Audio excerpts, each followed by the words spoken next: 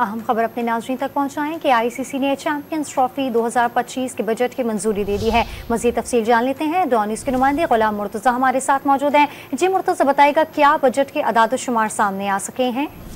जी, ICC की board meeting आज श्रीलंका के शहर कोलंबो में 11 बजे हुई, जिसमें चैंपियन ट्रॉफी 2025 के बजट की मंजूरी दी गई है। दराए के मुताबिक ये बताया जा रहा है कि बजट PCB और ICC ने मिलकर बनाया था और पाकिस्तान क्रिकेट बोर्ड के चेयरमैन मोहसिन नकवी ने ICC बोर्ड मीटिंग में शिरकत की। उन्होंने मीटिंग में दीगर जो बोर्ड के सरबराहान थे उनको चैंपियन ट्रॉफी के हवाले से जो इंतजाम पाकिस्तान में किए जा रहे हैं उस हवाले से भी आगाह किया।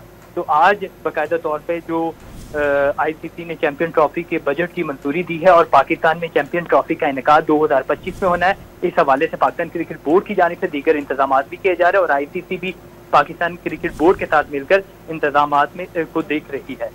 तफसील हमें अपडेट करे थे गुलाम मुर्तज़ा, आपका बहुत शुक्रिया।